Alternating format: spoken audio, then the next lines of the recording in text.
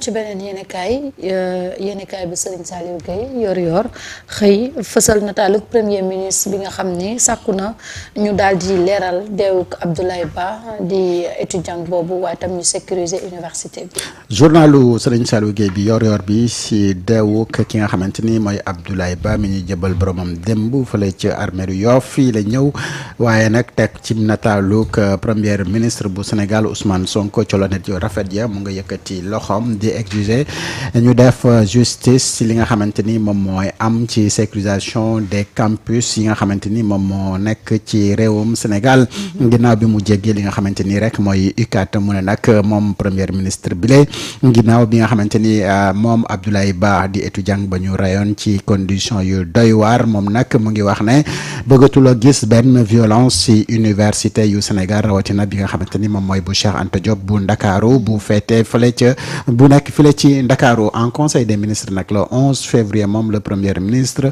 bi mu jëlee kaddu en urgence wax na ñëpp ne mu ngi condamné fermement li nga xamante ni moom mooy violence yi am foofee ca université bi mais nag jox na ay instructions ki nga xamante ni moom mooy madame Yacine Fall mi ñu doon waxtaanee léegi garde des Sceaux ngir mu fexe ba nga xamante ni mbirum deewuk moom étudiant bi la di Abdoulaye Ba dina leer nañ ni digg bëccëg ñu situer les responsabilités képp ku nga xamante ni taqe na ca ñu daan ko daan yi nga xamante ni moom moo ca war parallèlement nag moom premier ministre bi de mu ngi insister également ci li nga xamante ni moom mooy sécurité yi nekk ci biir campus yi mu jàpp na nag loolu moom ab urgence la bu nga xamante ni war nañu ko def ndax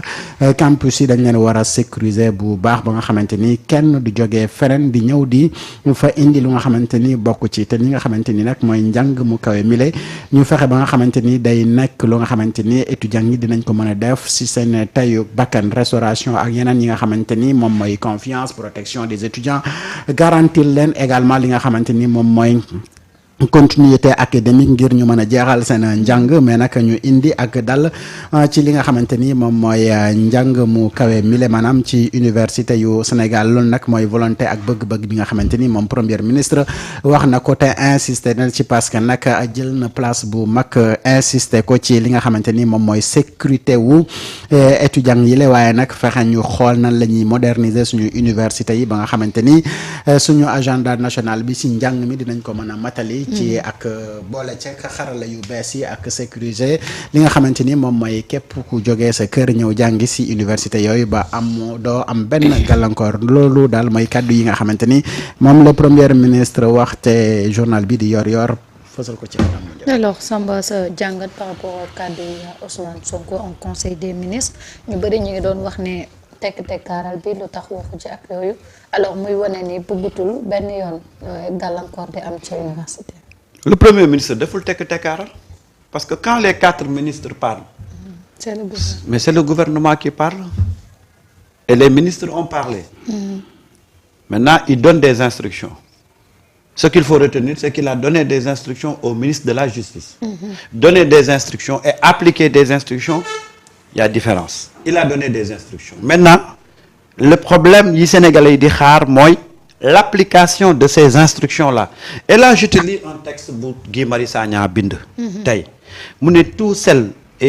tous ceux qui ont fait traîner la justice sur les affaires des martyrs, des torturés ont une responsabilité dans les violences inacceptables et intolérables infligées aux étudiants et qui ont abouti à la mort de l'étudiant Abdoulaye Ba et des fractures à des bastonnades que rien ne justifie. Rendre justice permet aussi d'éviter que les mêmes choses ne se reproduisent. Ne pas rendre justice, c'est encourager les violences et transformer certains agents des FDS en nervis.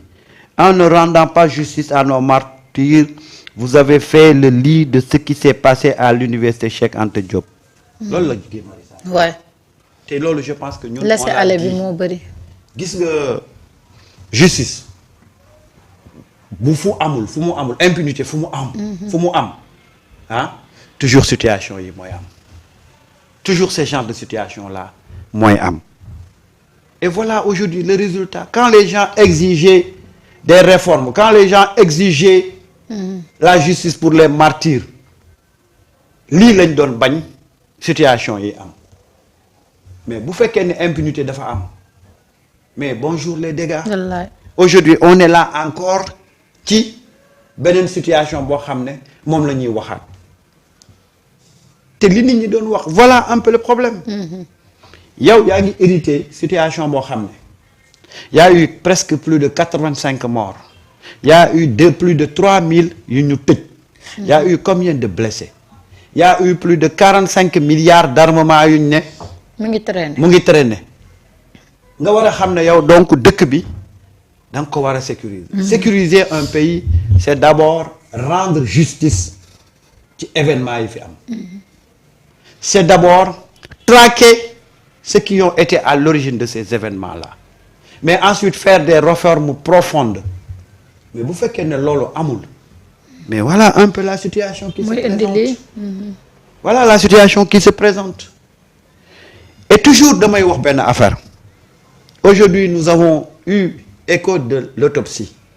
xam naa ne toog bu ko yoree peut-être dina ci dugg mais da ngay xam ne l'autopsie que nous avons aujourd'hui c'est une autopsie qui traduit la réalité tey j'ai vu des patriotes dem ba ci biir université bi pour rétablir la réalité tey da ngay gis des gens patriotes ñuy dénoncer et di demander à ce que la justice soit faite kon tey bu rupture amul au niveau des institutions moi je peux dire que rupture am na au niveau de la conscience collective xëy na ñooñu noonu dañ leen toppul ci li ñu bëgg Marieta nee naa la man fii bi ñuy rey Balla Gaye fii la ma fekk bi ñuy rey ñeneen ñi fii la ma fekk je n'ai jamais vu le parti au pouvoir mu taxawee woon nii tey militant patriote yi taxawee et c'est le cas de Waly Diouf Bodian qui a dit que ni il faut assumer nañu assumer ni ñun la mais c'est-à-dire que bu dara amee il faut d'abord assumer que ñun État nous sommes responsables maintenant nag dans le cadre des enquêtes vous situez les responsabilités de manière individuelle ñu xam mais tey personne kenn mënu ci génne responsabilité État kenn mënu ko ci génne boo assumer nag sa responsabilité ba pare ce que les gens attendent c'est que cette situation soit diligentée que des enquêtes sérieuses puissent être menées et que les véritables acteurs yi nga xam ne ñoom ñoo impliqué ci affaire boobu ñu daal di leen mettre hors d'état de nuire c'est ce que les Sénégalais attendent mais le débat ce n'est plus se renvoyer la responsabilité non ce n'est plus ça aujourd'hui c'est la responsabilité de l'État on l'assume maintenant nag qu'est-ce que l'État va faire pour situer à son niveau les responsabilités loolu la ñuy xaar ci État tax